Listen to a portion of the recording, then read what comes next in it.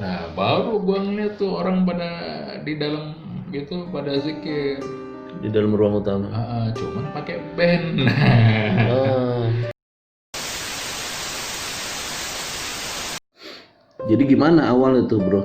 Kok bisa pas di rukyah tuh ente bereaksi begitu tuh? Iya, yang pasti mah gua kapok dah di rukyah itu. Kenapa? Rasanya kayak kelindes tank. Itu lu bisa bayangin kalau misalnya tanaman pohon itu udah gede, kemudian ada alat nyabut itu pohon, akar-akarnya keangkat. Nah kayak begitu dah tuh rasanya kita kalau di rukyah. Udah dalam banget itu mungkin jin di dalam tubuh gua, kemudian dipaksa cabut keluar, sakitnya minta ampun. Jadi ada jinnya, gimana bro? Kayaknya banyak ya, karena dulu emang gua kan hobi ya sama hal-hal kayak begituan. Dulu waktu mulai gua kuliah itu, gua kenal sih sama teman kuliah gua dulu. Kisaran tahun berapa tuh? Apaan ya? 90-an ya? 80-an dah. 80-an ya? Ya, 80-an akhir. Kemudian gua selesai kuliah, 2 tahun kemudian akhirnya gua kawin dah sama dia, nikah. Oh. Nah, sejak nikah itu gue tinggal akhirnya maklum dah namanya baru nikah pasti suruh tinggal dulu di rumah mertua. Nah, rumah mertua gue tuh di sekitar Jalan Limo sana tuh Cinere. Iya. Depok ya? Depok. Sekarang udah gila banget tuh daerah sana, ramenya minta ampun. Dulu sepi ya? Wah, dulu abis maghrib itu jalan raya kagak ada orang yang berani lewat di sana.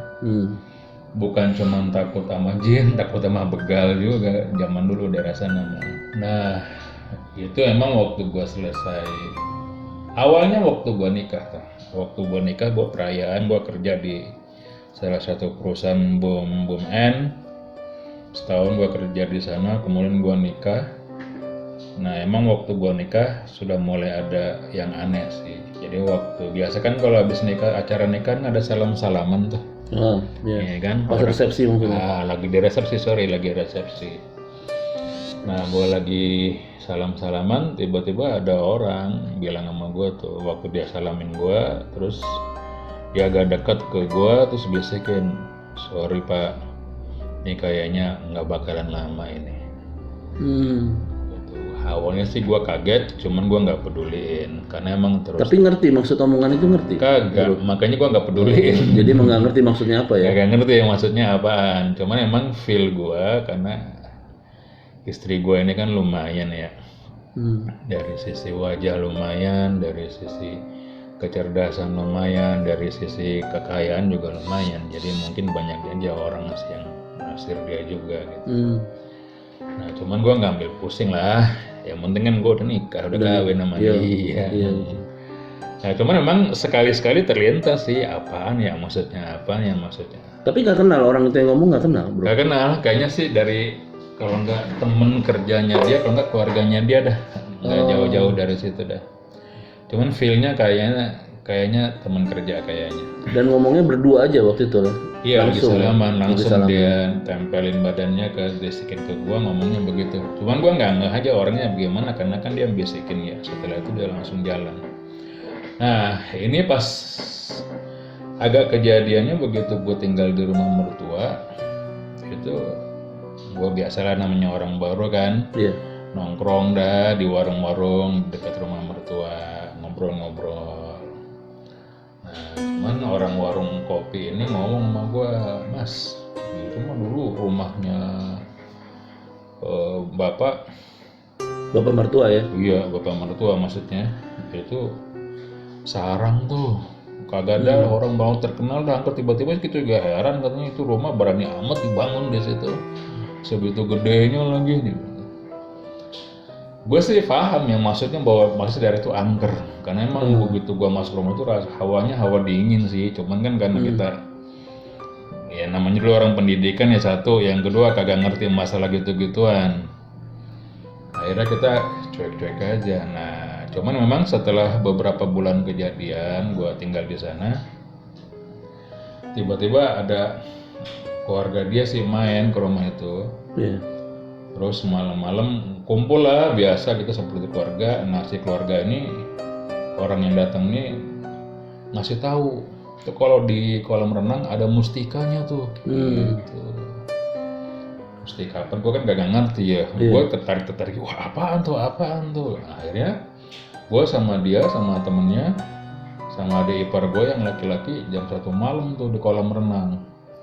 Orangnya nyebur, nyemplung, pokoknya habis ritual dah, dia ritual dulu, gua ritual, terus dia nyemplung kolam renang, cepak-cepak di darat, tiba-tiba udah keluar bawa keong emas tuh. Ditunjukin ke gua keong emas. Nah di lalahnya di keong emas itu ada tulisan bahasa Arab sih emang, cuman ada tulisan Rudi, Ro, Wau, Dal. Dia bilang sama gua kalau ini adalah Rudi. Titik itu sih gue rasa mulai wah gila ya, hebat banget tuh, tertarik juga nih, apaan ya ilmu kayak beginian tuh, buset dah gue bilang. Nah terus sorry bro dipotong, kalau ritualnya apa tuh bro? Ya ritual biasa dah, wudu, sholat sunat 2 rakaat, terus dia zikir, cuman gue kagak tahu, gue cuma suruh zikir ini aja. Zikir terserah yang gue bisa, cuma dia baca sendiri. Nah, beberapa hari setelah itu, namanya keluarga dia sering datang karena mungkin dia tahu ya dari itu emang angker, jadi dia seneng ke situ gitu. Nah, kemudian dia datang lagi, dia bilang, wah, Mas, ini ada yang cakep lagi nih, katanya. Kalau bapak mertua sih karena memang juga dulu soal klinik-klinik dia emang udah paham ya, jadi gitu.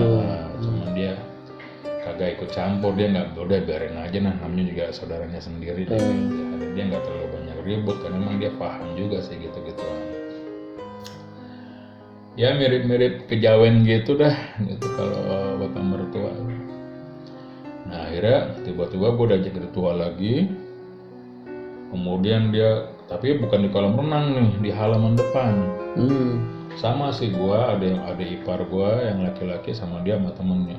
Kemudian dia ngambil daun-daunan kayak orang berantem gitu. Terus tiba-tiba di tangannya ada kayak batu cincin. Lumayan dah, segede jempol kali itu. Warnanya cakep banget, cakep. Batunya doang. Batunya doang. Wah gue naksir, dia bilang ini buat Mas lah. Yakin lu? Gue bilang iya, cakep banget kayak begini. Ya udah buat Mas gitu. Gue demen nih ngeliat kayak gitu. Akhirnya selesai, beberapa hari dia pulang, dia ngingetin gue juga, hati-hati ya Mas, nanti kalau ada kejadian-kejadian telepon aja gitu. Cuman gue nggak ambil wanti-wanti lah ya. Diwanti-wanti, cuman gue nggak ambil pusing aja sih. Nah tiba-tiba 2 hari apa 3 hari setelah kejadian itu, subuh biasa gue kebangun duluan atau subuh gue kebangun duluan, gue keluar rumah. Lah di halaman rumah ada ular, warnanya hijau, lumayan gede, cuman lemes. Nah cuman di feel gua langsung nih jangan-jangan ada urusannya sama batu yang gua ambil tuh. Nah akhirnya gimana ya, gua dulu kan gak ada HP. Iya betul. Jadi gua inisiatif sendiri aja, gua ambil aja batu. Gua tunjukin sama dia tuh, langsung kayak bergerak gitu, semangat ngeliat batu itu. Ya udah gue lempar aja. Nah begitu gue lempar, tiba-tiba ularnya langsung pergi, masuk semak-semak, sama batunya hilang deh. Gitu. Nah begitu gue tanya, ternyata benar, dia bilang sama saudaranya istri gue bilang gitu, itu emang mustika ular hijau katanya. Mustika ular hijau tuh banyak manfaatnya, cuma gue kagak dah kalau artinya gitu, ular aja dia datang minta lagi, artinya lu ngambilnya kagak bener. Istilahnya lu maksa punya dia, nanti kalau mati bagaimana ya? Tapi itu kelihatan kayak ular biasa aja ya? Kayak ular biasa. Bentuknya seperti ular biasa. Semua kayaknya sih model-model jin itu bentuknya normal. Jadi kalau emang orang awam kagak bisa dah bedain apakah itu memang jin yang menjelma atau memang binatang beneran. Itu biasanya kalau orang awam kagak ngerti lah gitu-gituan. Tapi menghilangnya pun pergi dia ya, bukan menghilang tiba-tiba ya. Bukan kayak begitu dia pergi, cuman begitu dia jalan itu batu cincinnya udah kagak ada. Nah dari situ gue mulai nyambung nih omongan tetangga gue yang tuh rumah dulu angker gitu. Tapi dasarnya gue ya waktu itu malah bukannya makin takut, malah makin gue kepengen penasaran ya. Iya, cari tahu gitu. Nah, gua udah normal lah tuh gua kehidupan sama istri gua, terus tiba-tiba Tapi istri tahu kejadian itu? tahu gua ceritain Tahu semua, ya? dia cuma senyum-senyum doang. Senyum-senyum aja. Cuman memang istri gua nih kerjaan yang pertama kantor kagak ada, yang kedua hubungannya sama orang yang pokoknya yang datang ke rumah teman-teman istri gua tuh orangnya tua-tua dah. Oh gitu. Dia ngomong apa karena itu urusan istri gue juga males gitu, ketemu orangnya tua-tua semua, gue nggak usah ikut campur, pertama juga kagak enak kan itu kerjaan istri. Nah cuman banyak kan orang-orang dari daerah tuh datang jam pagi, kan kadang ada yang tengah malam nyampe, cuman pengen ngobrol sama istri gue. Oh gitu. Iya. Cuman sih pada saat titik itu gue mulai nyambungin nih semua kejadian-kejadian yang gue alamin, yang di kolam renang, yang rumah itu apa segala macam, sama bisikan yang waktu gue resepsi pernikahan tuh. Maaf bro, itu ente nggak nanya tuh sama istri itu kerjaannya apa kok sampai ada yang datang malam pagi? Nanya. Dia bahkan nunjukin dokumen-dokumen. Cuman dokumen-dokumen itu kelihatannya sih emang penting banget. Segelnya juga macam-macam, dari Indonesia ada, dari Inggris ada, dari bahkan PBB juga ada, bahkan Bank Swiss juga ada. Oh gitu ya. Nah, cuman dari situ sih gue udah mulai nyambung ini, jangannya istri gue kerjanya kayak orang-orang ngerjain harta karunnya Pak Karno tuh. Oh iya dulu rame ya kayak gitu ya. Itu tahun 80-an gitu. Nah cuman karena gue lihat dokumennya pada kayaknya wah banget gitu, bahkan ada Task Force Indonesia. Iya gugus tugas ya. Gugus tugas. Indonesia resmi apa kagak gue nggak tahu, karena semuanya bayangin aja lo masa berani kop surat lambang negara gitu, terus di bawahnya ada tembusnya seknek gitu semua. Nah, tapi gue nggak mau tanya-tanya lebih jauh lah karena gue nggak tertarik hal begituan. Nah, cuman semenjak kejadian datang orang dari Kediri ngajak kerja tuh, ngajak pergi istri gua. Tapi pamit sih sama bapaknya, sama ibunya pamit, sama gua pamit karena menurut bapaknya udah Mas, biarin aja istrimu, itu emang dia untuk kepentingan negara dah, buat rakyat Indonesia biar sejahtera gitu. Ya udahlah, kalau nggak salah tuh jam 2 malam mereka pergi tuh 3 mobil. Rame jadi banyak orang. Iya banyak, bahkan mobil mertua gue dipakai satu tuh sedan. Oh gitu. Karena gue lihat orang mertua gue juga ya udah ngiklasin, ya gue coba aja lah, biarin dah gitu. Mudah-mudahan bener ini kerjaan gitu aja. Karena harus seragamnya aja gile bener, mahal dah. Logo-logo yang di di border tuh gue liat, buset, dan ya jadi kayak pakaian resmi ya? Iya kayak pakaian resmi. Cuman abis itu gue nyesel. Kenapa? Istri gue kagak balik-balik. Oh gitu? Dari semenjak malam itu? Iya, 15 hari ada kali. Itu maaf, setelah berapa tahun pernikahan itu bro? Kagak, baru 4 bulan. Baru 4 bulan. Gua tanya jadi masih pengantin baru sebetulnya ya? Masih geres dan gitu. Gue tanya mertua juga sedih, kenapa dia juga nggak bisa ngelacak anaknya di mana. Nah cuman karena gue suaminya ya gue nekat dah, gue datangnya tanya teman-temannya segala macam, kagak ketemu. Ente cari dah tuh ya? Iya, nah sampai akhirnya kerjaan gue agak kacau dah tuh, asli kacau. Karena karena kadang-kadang gue bolos nyari kan, nggak fokus kerja, nggak bisa kerja. Wajar. Nah, akhirnya gue dikasih pilihan berhenti, gue berhenti dah. Akhirnya berhenti kerja maksudnya? Berhenti kerja gue, karena kan biar fokus nyari itu. Iya, itu kan tanggung jawab gue, karena gue kan ngasih izin ya waktu pergi. Nah semenjak itu gue bilang sama mertua gue, pokoknya saya cari dah. Sampai satu saat gue denger ternyata dia ada di Gandul. Udah keliling-keliling dah tuh. Masih daerah Depok juga ya? Iya. Lah Gandul, gue udah kemana-mana tiba-tiba ujungnya di Gandul. Nyarinya sampai kemana tuh bro? Wah, gue nyari sampai ke Jawa Timur tuh. Sampai ke Jawa Timur? Iya, gue bahkan sampai akhirnya gue ziarah ke makam neneknya tuh di Kediri. Kediri, oh. Gue ziarah, ya istilahnya gue minta petunjuk, minta dibantuin dah di mana nih cucu nih gitu. Karena memang neneknya menurut kata orang ya punya orang berilmu gitu dah. Kalau dulu kan gue kagak ngerti, ya udah gue ziarah ke sana, gue doa. Nah cuman memang agak aneh begitu gue doa, tangan gue bergerak sendiri dah tuh waktu gue berdoa. Jadi kayak petunjuk ya? Iya kayak petunjuk. Nah tiba-tiba adanya di Gandul, akhirnya gue datang ke Gandul, kalau nggak salah komplek BPK atau komplek apa gitu di sana. Nah ketemu satu rumah. Iya ada komplek kayak gitu. Ada satu rumah, tapi itu rumah kayaknya emang komplek lama gitu, tapi rumahnya kayaknya kagak pernah direnovasi tuh. Cuman sementara yang lain rumah pada bagus-bagus, cuma rumah itu kagak. Nah cuma petunjuknya ada di situ. Akhirnya begitu gua getok, bener ada istri gua di sana. Di situ, di dalam rumah itu. Di dalam itu. Jadi yang punya rumah emang ada anaknya, emang ada istrinya. Cuman temen-temennya juga pada tinggal di situ. Oh gitu. Rumahnya besar tapi? Kan gue udah bilang rumahnya rumah lama, cuma rumah dia sendiri yang kagak direnovasi. Menurut gue, lah kok ada di sini? Terus gue suruh pulang kagak mau. Teman-teman juga udah perlu minta maaf ya, kita lagi berjuang nih begini. Nggak bisa Pak, ini udah 15 hari istri saya nggak ada laporan, nggak ada apa, ini saya tanggung jawab. Akhirnya dengan terpaksa, karena gue kan ribut, gue ngotot. Lu tahu sendiri gue kan dulu rese juga orangnya.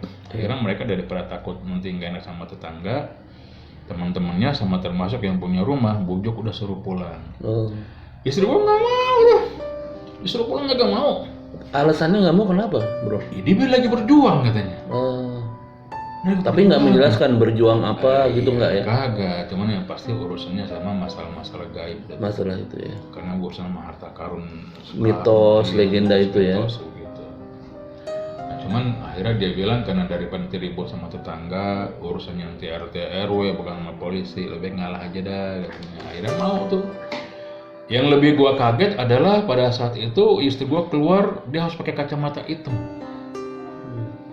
Karena nggak bisa dia ngeliat ini terang. Wah tambah error udah otak gua, cuman dalam hati gua udah dah yang penting istri gua pulang dulu dah. Akhirnya dengan susah payah sampai dari rumah. Ya cuman gue yang herannya itu mertua kagak marah. Ya negur cuma sekedarnya. Mungkin gue khawatir apakah orang mertuanya takut juga atau gue kagak tahu dah. Akhirnya gue bilang sama mertua kalau gitu gue pindah dah. Pindah rumah. Gue tinggal sendiri aja sama istri gue gini. Nah istri juga kebetulan. Nah cuma setelah 2 hari istri gue biasa lagi tuh ya. Normal dah tuh. Ya, kan dia kan dulu kan cinta juga sama gue. Artinya kagak ada. Maaf nih bro. Itu sebelum nikah kenal udah lama bro? Selama gua kuliah tuh 3 tahun berarti. 3 tahun berarti. Dan 3 tahun waktu kuliah ditambah 1 tahun setelah gua kuliah 4 tahun dah. Dan nggak ada yang aneh-aneh dulu selama masa pacaran nggak ada. Nggak ada. Karena kan tadi gua bilang dia orang termasuk cerdas ya. Iya. Nah istri gua termasuk waktu itu kan orang apa ya? Dulu kan kalau orang perempuan bawa mobil kayaknya gile nih gitu. Iya, ada nih cewek lu bisa bawa mobil ya. Gitu kan? Jarang kan. Jarang. Istri gue tuh bahkan termasuk orang yang udah bisa bawa mobil tuh waktu itu. Dia udah biasa lagi terus gue ajak pindah rumah mau tuh. Nah udah gue pindah rumah ke daerah Ciganjur. Dekat Matoa tuh. Gue kontrak di sana, barang-barang gue masukin di sana. Sama istri gue di rumah gue kerja dah. Kerja dah namanya gitu. Yang penting gue keliling, gue keluar rumah gue kerja. Di luar gue ngapain, gue cari-cari kerja. Pokoknya gue di rumah kagak boleh, gue harus keluar cari teman. Sehari, 2 hari, seminggu, udah 2 minggu, sebulan tuh. Mungkin istri gue juga bingung juga, dia kan biasa orang aktif. Tiba-tiba di rumah sebulan bin gerah juga. Nah gue nggak tahu, mungkin dia ngubungin temennya atau temennya berhasil ngubungin dia, ya kan. Nah suatu saat gue pulang istri gue kagak ada. Sebelumnya padahal nggak ada yang aneh-aneh ya? Nggak ada yang aneh-aneh. Nggak pernah ngomong apa juga gitu, nggak pernah? Nggak pernah gitu. Cuman begitu gue lihat istri gue kagak ada, gue udah mulai lendek. Aduh jangan-jangan. Nah akhirnya bener malam gue ke rumah mertua bilang ya emang dia kesini mas pamit sama temen-temennya pergi. Teman-teman yang sama? Iya. Kemana pak? Kok dia nggak bilang ya kan emang dulu kagak ada HP ya. Jadi kagak bisa ngomong, dia cuma ninggalin surat doang sih, dia pergi dulu gitu. Intinya begitu. Cuman gue udah kagak bisa dah, bikin gue harus keras dah gitu. Gue tanya-tanya informasi, ternyata katanya dia dibawa ke Cilengsi. Nah, gue nekat dah, gue inget banget waktu bulan puasa. Maaf bro, lo nggak sempat ngecek yang di Gandul lagi nggak, ke rumah yang itu? Oh iya, justru gue dapat informasi dari sana. Dari situ. Katanya di Cilengsi. Ke Cilengsi. Karena waktu di Gandul itu gue kagak mau ada sopan santun dah. Pokoknya gue langsung datang, gue marah-marah, gue labrak, gue minta informasi ada di mana supaya dia kaget, kemudian dia takut, kemudian dia langsung ngasih ikut tahu. ya. Ikut ngasih tahu. Udah Cilengsi. Cuma dia emang kagak tahu Cilengsinya di mana gitu. Nah, udah, gue ke Cilengsi tuh naik angkot. Padahal nggak tahu alamat yang dituju ya. Nggak tahu, pokoknya gue datang aja ke Cilengsi. Sampai di pasar Cilengsi gue mulai error tuh, gue bingung. Mana ya Cilengsi, gue tanya-tanya. Ada tempat-tempat Padepokan atau apa, orang-orang gue kagak. Wah, asumsi aja ya artinya bro iya, ya. pokoknya gue nekat asal sekedar tanya ya apa pesantren apa-apa di sana gitu. Gue praktis ada kali sekitar 3 jaman tuh, gue mandir-mandir, akhirnya gue ngasok tuh di simpang pasar Cilengsi. Oh iya, simpang itu ya. Gue ngasok kan puasa ya. Gue duduk di sana terus tiba-tiba ada ojek datang. Mau kemana pak? Wah, saya nggak kemana-mana mas. Saya lagi pusing nih nyari istri saya. Emang istrinya kenapa kok dicari-cari? Iya udah pergi dari rumah, cuman katanya ada di Cilengsi. Oh yaudah ayo naik dah, kita cari sama-sama. Gitu dia bilang. Gue mulai agak sedikit. Tapi heran dong lu bro. Gue heran, makanya gue mulai agak sedikit curiga nih atau jangan-jangan ini petunjuk atau nih jangan-jangan ini orang yang gak suka sama gue. Tapi jebakannya bro. Apakah ini jebakan atau apa? Tapi kan gue nggak ada pilihan, mending gue ikut. Kalau gue nggak ikut, gue nggak dapat apa-apa. Kalau gue ikut, bisa dapat atau apa gitu kan? Bisa jadi benar ya. Bisa jadi benar. Meskipun aneh ya. Iya, meskipun aneh. Nah, dalam perjalanan tuh, kan gue tanya tuh sama dia, tahu nggak mas kira-kira ada padepokan? Oh ada, justru itu padepokan di sana tuh punya abah siapa? Gue udah lupa dah tuh namanya tuh abah siapa. Ya udah, antar lah mas, kita siapa tahu istri saya emang ada di sana gitu. Nah, akhirnya gue diantar dah tuh, siang-siang tuh. Karena masuk, akhirnya dia di jalan raya, dia keluar dari jalan raya, masuk kebon. Emang ada jalan tanah sih. Dia masuk, terus makin lama makin dalam, gue kagak tahu dah itu daerah Cilengsi Cibinong. Cilengsi tapi Cilengsi Cibinong, bukan Cilengsi. Oh, ya, ke arah Cibinong ya? Arah Cibinong. Gue masuk, tiba-tiba bener, ada padepokan. Wah, gila. Rasanya adem banget. Emang pertama kebon semua. Yang kedua emang hawanya kayaknya menyejukkan gitu. Ya udah mas, ini padepokan ya, coba aja mau saya ini. Akhirnya gue bayar tuh, dia terima sih, dia bayar berapa ya, 15 ribuan atau apa gue kasih. Oh lumayan besarnya dulu ya untuk ukuran. Lumayan dah, tapi uang gue emang cuma segitu-segitu yang waktu itu. Akhirnya gue masuk, ketemu santri-santrinya, gue bilang mau ketemu Pak Kiai, karena itu kan judulnya pesantren. Judulnya pesantren ya bro? Iya, pesantren, tapi namanya bukan pakai nama Arab tuh, pakai nama kayak Sunda gitu mungkin ya, karena Sunda, daerah Sunda ya, daerah pesantren apa gitu kan nama Sunda. Nah, akhirnya gue ketemuin masih muda. Gue sih bisa ngebayang nama orangnya masih muda, gemuk, putih, tertata, rapi. Oke. Jadi kagak kayak kalau kiai kan orang tua ya, pakai sorban, baju gamis, ini kagak, rapi, gemuk, bajunya bagus, perlente gitu, putih, emang dia jenggotan. Baju biasa aja gitu ya? Biasa, cuman formal gitu. Nah, begitu gua masuk ruangan, ternyata ada perangkat band tuh di situ. Oh. Lah gue agak ini apa namanya? Bingung juga ya, ini pesantren tapi ada. Iya ada orang nggak band gitu. Tapi ya udahlah, gue akhirnya ngomong, nah dia cerita banyak gitu tentang istri gue.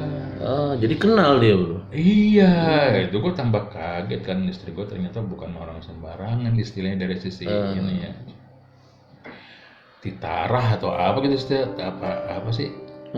Tetirah gitu, gitu. Gue gak ngerti dah. Nah dia ceritain itu siapa sebenarnya istri gua. Gitu. Memang inilah yang dicari-cari sama semua orang di dipanggilnya bu apa, gue gak inget dan namanya. Maksudnya istri ente itu? Iya, cuman ada julukannya beda. gitu? Iya, ada julukannya. Cuman karena gue emang udah kesel, gak mau ini, gue udah mau peduli dah gitu. Jadi gue lupa namanya. Nah, gue kalau nggak salah sehari semalam tuh gue nginep di sana. Pertama Di Padepokan itu? iya, katanya istri gue emang lagi pergi sama teman-temannya kagak ada. Gue emang disuruh tunggu. Yang herannya gue mau, emang kan gue rasanya aman sih, enak gitu. Tapi yang tadi kaitan ibu itu, maksudnya siapa itu Bu? Ibu itu siapa sebetulnya? Ya, istilahnya di alam sana ibu ini jadi Ratu gitu, kayak ratu apa gimana? Atau dia yang megang kunci apa? Oh, kayak gitu ya. Model-model begituan dah. Jadi tokoh tertentu lah gitu ya, tokoh punya tertentu. fungsi, punya peran tertentu ya. Betul. Nah, makanya kalau kita tarik garis kayak sekarang nih, waktu berita dulu apa munculnya siapa tuh? Yang di Jawa Barat yang aku jadi Oh, yang kerajaan fiktif itu. kerajaan fiktif yang PBB Jarus takluk sama Iya, dia iya.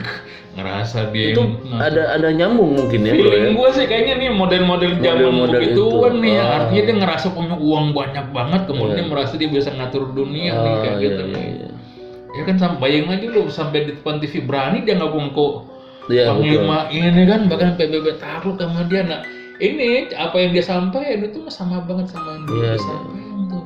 Sejenis lah ya, Bro ya. Iya gitu. Dan nanti gua wah gila masih ada lah udah puluhan tahun ya. Gitu. Nah akhirnya gua di sana rasanya nyaman. Gua makan yang dijamu enak banget, makanan banyak dah. Udah, cuman begitu sholat biasa nih. Iya. Musolanya tua ada tuh kayak di kampung-kampung tuh kayak Di dalam Padepokan saung, situ. kayak saung-saung gitu. Dalam Padepokan Di tapi dalam Padepokan. di luar gedung utama. Saung udah tua banget itu. Gua ngeliat kayu-kayunya. Ini berapa tahun saung ini? Tuh, dilihat dari kayunya itu Kayunya, tua ya. dah, tua. Nah itu kalau nggak salah ada sekitar 7 atau 9 orang. Kalau gue ingat banget tuh maghrib, tuh habis sholat maghrib. Nah mereka zikirnya pakai batu. Oh, cuman 7 orang. Santrinya pada kemana, Bro? Gak tahu. Oh, nggak ada. Padahal banyak santri di situ. Iya. Kalau gue lihat mah banyak. Ah. Gitu. Nah itu pakai batu dah tuh zikirnya tuh. Mindahin batu. Jadi bukan pakai tasbih ya, Iya, tasbihnya batu lah gitu ya batu, tasbihnya ya. Tasbihnya batu. Tapi jahar suara zikirnya nggak ada suara ya, nggak bersuara. Cuma mindahin batu.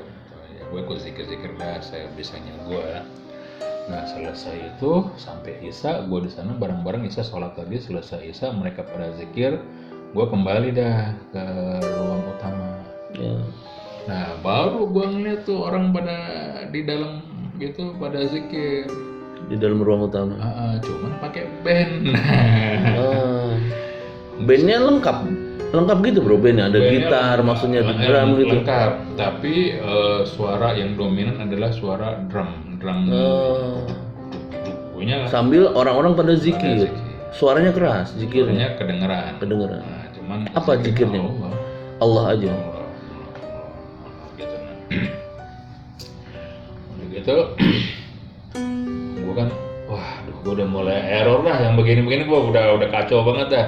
Karena di luar kebiasaan kan kita kan kalau orangnya zikir masa iya pakai musik apa segala macam gitu.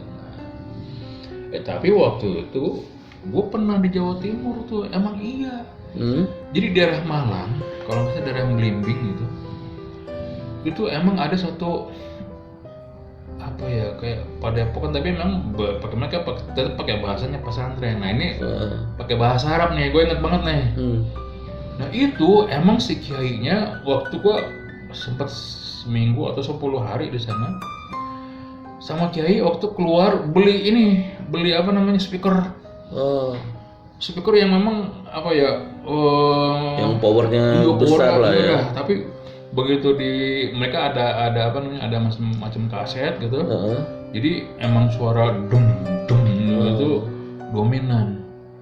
Nah waktu itu gue langsung inget tuh peristiwa yang di sana tuh. Di Malang.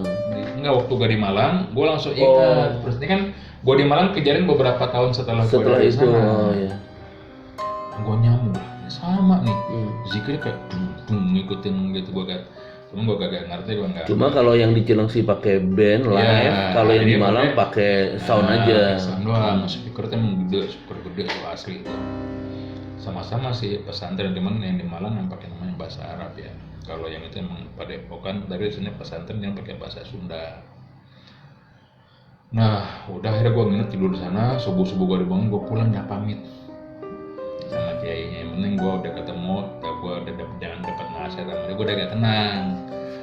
Gue udah ikhlasin dah. Tapi emang artinya nggak pernah ketemu istri bro ya selama di sana. Gue ikhlasin, udah gue lepasin, gue niat gue lepasin aja.